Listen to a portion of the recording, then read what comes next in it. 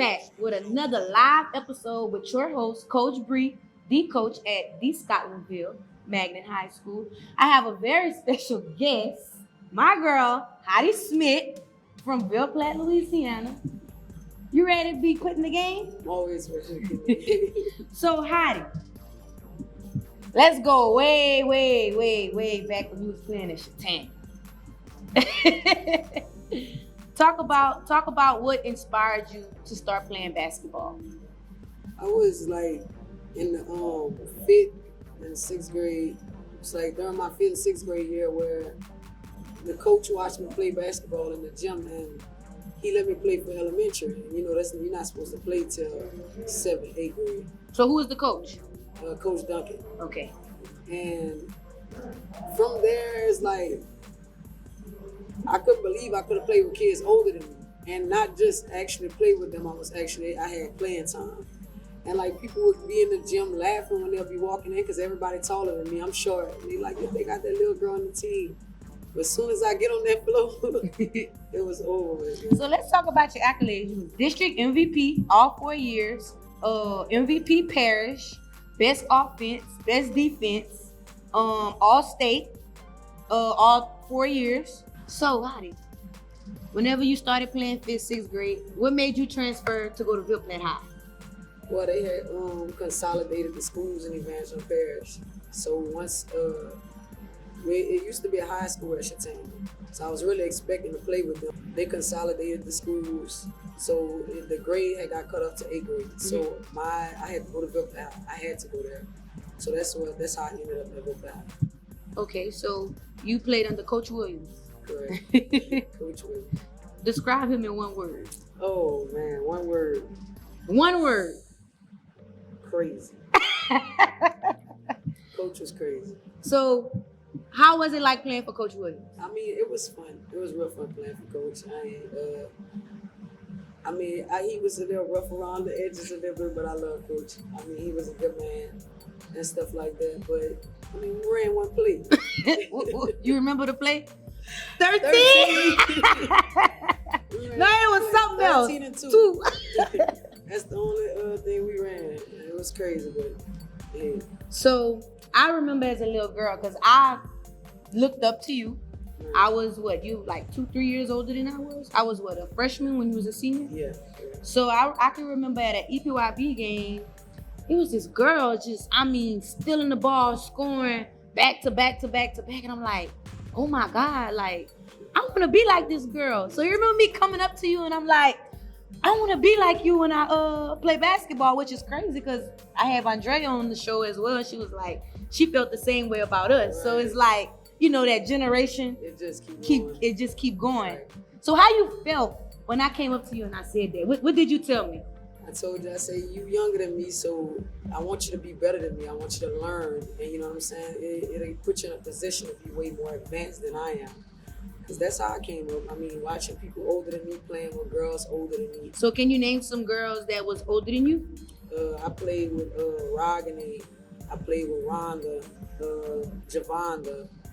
Who else I got a chance to play with? And Rhonda's also the head coach at Ville Platte. Shout out to Rhonda. Yeah, right. And Wandrea and them, I got to actually play with them girls. You know what I'm saying? They were like way older than me. I was just in the 7th grade. Brittany Bush. It's a couple of them. But did you play with Renata? I never got to play with Renata. Okay. She was gone before I got there. But other than that, yeah, I mean, I learned a lot.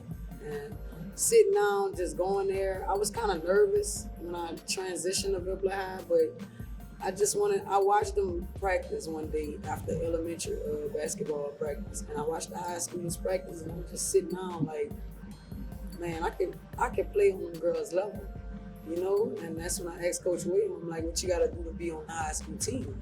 He was like, you just have to try out, and I tried out. From there, yeah, I made the team. I played, he put me in the game like as 6th man. And once I played that first game and dominated, it was over with from him. Took off. Okay, so we played together. We was the first team to ever make it to top 28. So I actually left that year and I went to St. Thomas More and I ended up coming back. Right. And just talk about the adversity we had. It was crazy. it was crazy because it was my senior year, and I wish we had more time, you know. But I mean, we did our thing. They could. The chemistry was there. I was literally the only one could control you. Literally. Let's talk about it. Literally. The only one could control your mind. Like, you would be flashing on everybody. This girl did not like to lose or nothing. So Heidi, I'm like that as a coach now. Like, I don't think they understand how I really don't like to lose. No. I'm still like that, and I've been like that since EPYB. I'm talking about flashing. Right. But I can't say you were. I was more humble about the situation. You really they were. heard it, but I was more humble, and I just, we gonna get it, like that. But. So let's talk about the broad we had at Northwest.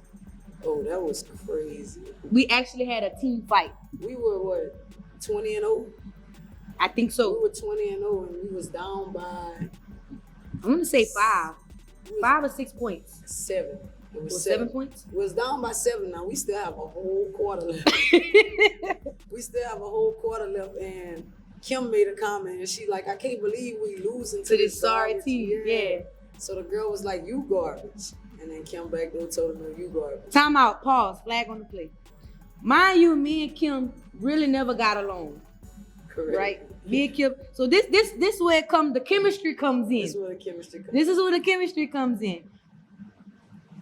I'm not gonna say I ain't like Kim, but we just had our differences, you know what I mean? And I was young and felt like I could say what I wanted to say. I was very outspoken and I ain't care what nobody said. Correct. You know what I mean? So coming from the upper class, it's like, hey, you're not gonna talk to me like that. Right. But hey, I'm gonna hold you accountable. Right. You know what I mean? So Paul, play. So when Kim walked and she turned her back, they shooting a free throw at the time. She walked and she walking back towards the other way, and we see a girl about to run and sneak her. And it just went left. We had a whole brawl on the floor. They telling me I've been playing high school since they talking about I'm ineligible, but I had 6 years of high school basketball actually playing. Mm-hmm. You know what I'm saying? So it was like, you're not even supposed to be on the team. Yeah, I'm here. I never. So we fought. That was I'm actually named some of them. It was Crystal and Ashley, the sisters from Northwest. Correct.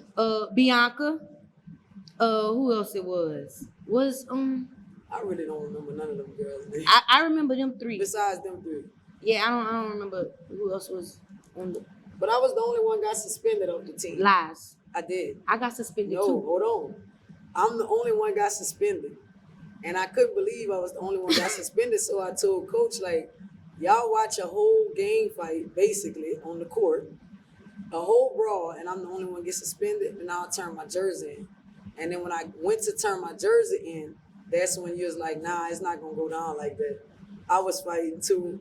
And I went tell on myself. And you told me so. And I got suspended for a game. Correct. And then this is how I fooled you though. I'm like, okay, so I'm gonna take the first suspension. They didn't want to suspend us at the same time. Mm-hmm. So I was like, I'm gonna take the first suspension because I knew we was playing a Catholic school. I knew that game. Opelousas Catholic. I knew that game was gonna be whack. I think I had 50. I had like 45 points that game. I knew the next game was gonna be live at the gym after that, so I'm like, yeah, I'm gonna come back for that game, you know. And when the game, it was so packed at that game, you can't whisper in my ear. You say, I know why you let me play in that first game. I know why you let me play in that first game. That team was garbage and this and that.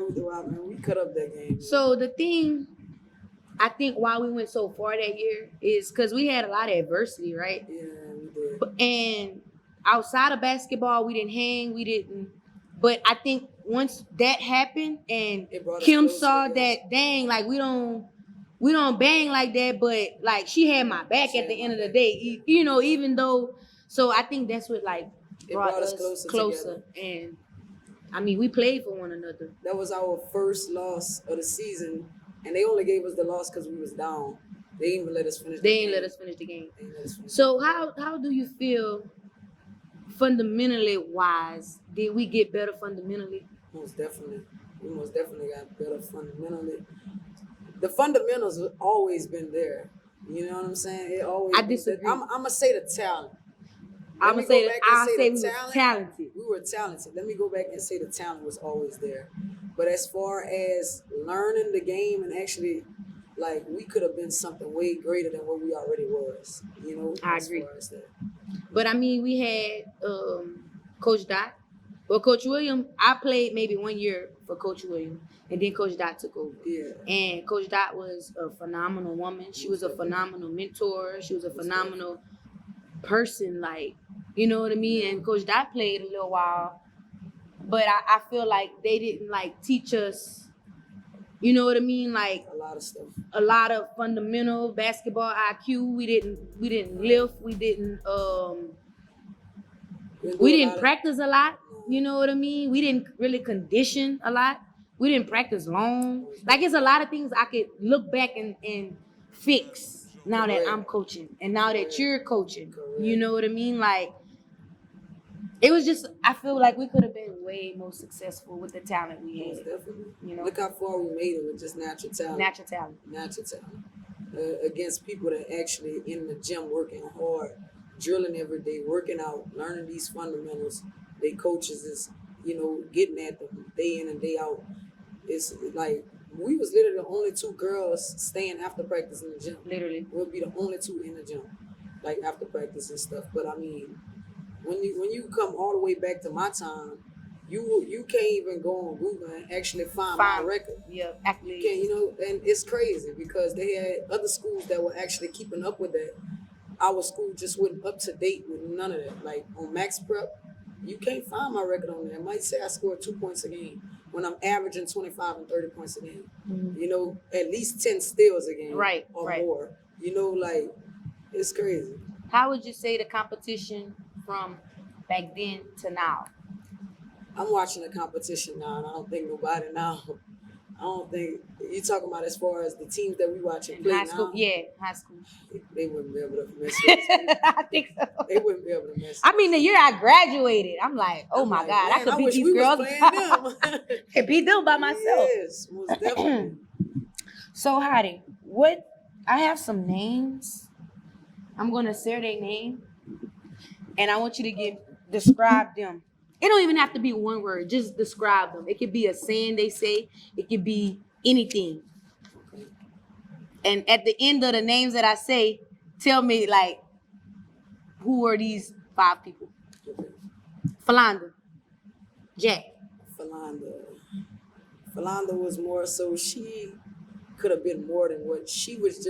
She just had love for the game, but she ain't know that she could have been more colder than what she really was. Philanda was just having fun. She was just having fun. Like, literally just having fun. Nate Thomas. That's 40P right there. That's 40P. I kid you not, when I got my scholarship to go to college, I told my coach I didn't want to leave without it. Mm-hmm. So he was like, well, do you have a tape on or anything? And I'm like, yeah. And I showed him a tape. Nay was so lazy. Nay was foul just because she wanted to get out the game. We could not play man-to-man with her. At all. She had to really learn my chemistry because I like those no-look passes. I'm going to pass it through the lane so fast, you won't even notice it's coming. I'd be hitting her all in the head, face, everything during the game. And I'm like, you got to catch on to this. And she got it, and once she caught that chemistry, there was nothing they could have do with her back then. Nay hated my guts. Oh, what? Nay said, I'm going to beat that little girl. That damn attitude. Kim Frank. Kim wanted the first 3 of every game. I don't care if I passed her the Kim ball was shoot and half she was court. half court. She was shooting the ball as soon as she got it. Like, I want to kill her. She made it a few times sometime, you know. But if she missed, I'd be ready to wring her neck. Crystal Ben. Crystal, that was our clutch 3-point shooter right there. You know, we needed that. Hey, we need Crystal in the game. I'm talking about that side shot was so lethal. I swear. Lavana, she had that defense. Lavana was very much a defensive player. Yeah, she was going to lock you up. Tyra Jason. Another shooter. There was another shooter. There was another hustler. I felt like they should have played her more when she was playing with me. Mm-hmm. She was one of those quiet players. Right. Very quiet. She was very humble, and she was good. Breonna O'Connor. Oh, man. Look, I got so many words to describe you. You was very passionate. You know, you was passionate about the game, very loyal, you know, to the game, and you didn't like to lose. You didn't like to lose, but one of the coldest point guards to touch the floor. You know that. you know. And I mean, I felt so good to play and just watch you grow from being small to telling me I want to be like you, and just see like where your level of athleticism went. It was crazy. It was real crazy. Like you work hard, you work And day how do in, day out. you was one of the people that never switched up on me. Like you always was positive. Like I never got any. You know, it was Negativity. never like we never Never no was jealous. competition. I It was never jealous of each competition. other. Like we really was like real life sisters. I do want to touch on something. After a win on the bus, in the locker room, how was our atmosphere before the game and after a win, and just getting crunk before the game? Like, We'd get live, we'd be crunk dancing and all type of stuff. It was you had the team crunk dancing and stuff. The coach was like, oh no, we gotta stop this. She'll be so mad, but it would actually hype us up. You know, we just needed something to hype us up, especially after we would leave the game and we won. We cutting up all the way back home on that bus. and I'm trying to get my kids to do that now. Like, get hype before the game. Yeah. You know what I mean? Like, Yeah. get hype after the game. Throw water on me or something. Well, not throw water on my head. Some coaches just feel like if you do too much, it'll distract you from the game, because it's like getting in game mode is very important. You know what I'm saying? But if you a player, you gonna have that mindset that like already. You know. So let's talk about you at Delgado. What was it like playing on the collegiate level? It was good. It was I liked it. I love my coach. I love the atmosphere, the players. You know, I got along with everybody and stuff like that. And I mean, it was a good experience. I left it. Okay, can you elaborate on why you left? You just packed up and You know, before I left, I had took a physical, and the doctor told me my urine was abnormal, and I asked them to elaborate on that, what that meant, and they told me it could have either mean ST. At the time, I didn't know it meant what it meant. They sent it to the lab. She just told me it was abnormal. So one day I'm at practice and she called me and she was like, everything came back clear as far as STD wise. She was like, well, how you feeling? And I'm like, I'm feeling okay. Whatever she said, sure. I was like, yeah. I said, I'm at practice right now. And she was like, okay, that's fine. At that moment, I never realized she wanted to tell me something, but she never told me. And that could have cost me my life. Because 5 months later into that phone call, I'm having chest pains, real bad chest pains on the court. And I'm telling coach, I'm like, I'm having chest pains, like it's starting to get unbearable. And they sent me to do EKG on my heart and everything. So I go, and the doctor asks me, I think you should take a pregnancy test. Now we working out. I got abs, stomach flat, still flat right now. I don't need to take no pregnancy test. I don't know nobody around here. Mm-hmm. I never, mind you, since I left, I never went back home. Mm-hmm. I was like, I never went back home on no trip, and I don't know nobody here. I've been here 5 months, so there's no way I'm pregnant. Still seeing my menstruation and everything. So he was like, he pushed down somewhere, and he pushed down hard, and he was like, I think you felt that? And I'm like, yeah, what was that? He was like, I think you need to take a pregnancy test. I'm like, man, this doctor is crazy. Mm-hmm. You know, and sure enough, the pregnancy test came back positive. Mm-hmm. I'm like, what? Oh my God. I'm like, how is this even possible? You know, I'm like, how is that possible? And it was crazy. It was heartbreaking. I just was like, the emotions was just overflowing, you know?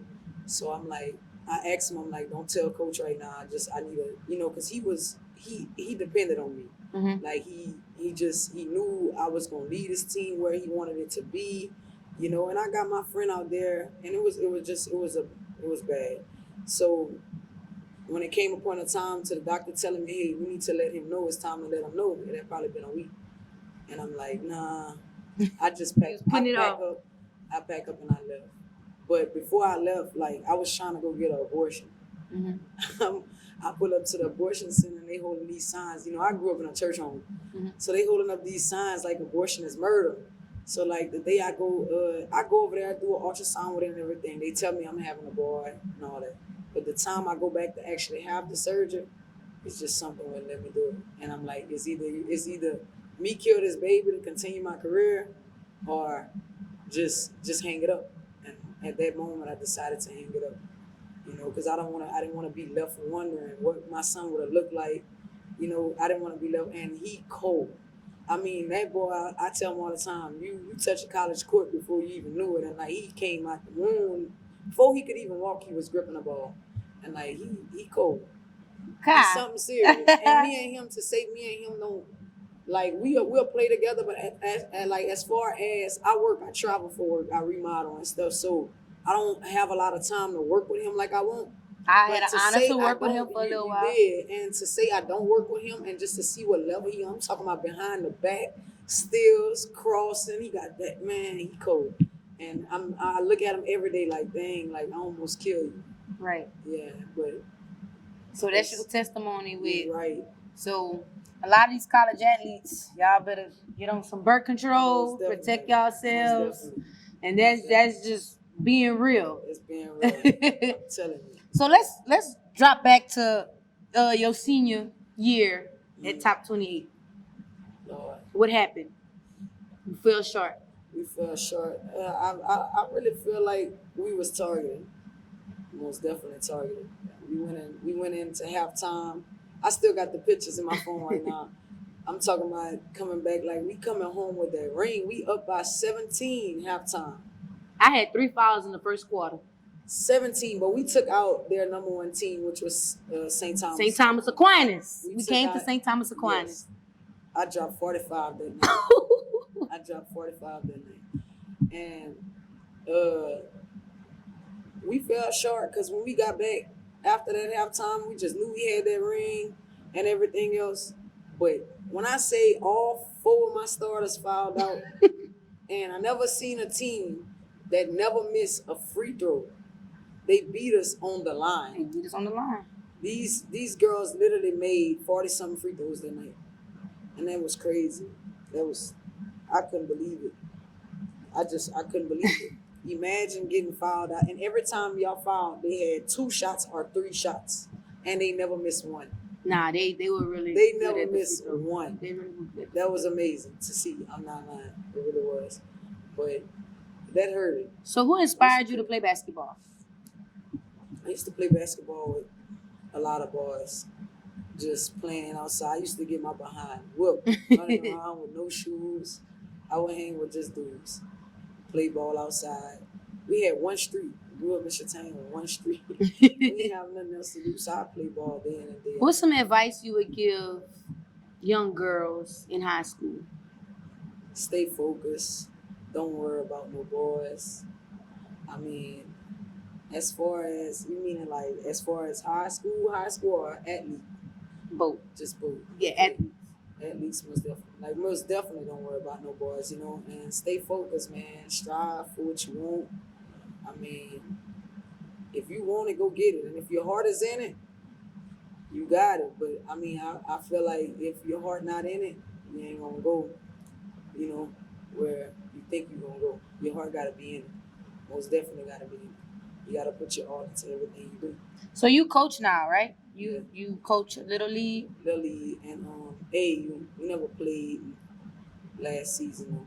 But AAU. Is it hard to transition from you coach Heidi to the player Heidi?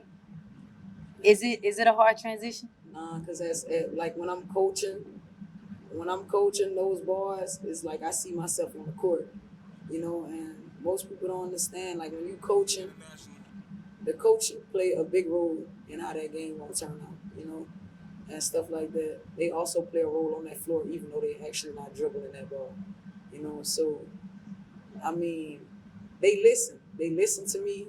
Those boys listen to me. Everything I say to do, they gonna do it. They look up to me. They really do, and it's a good feeling. You know what I'm saying? Just to win championships with them, and give just for instance, I want their dream to become a reality. You know what I'm saying? Not just dream about it. Know that this is Lil League, but y'all can literally go further than what y'all are. So I mean, the transition ain't that much of a difference besides you not being on the floor. Right.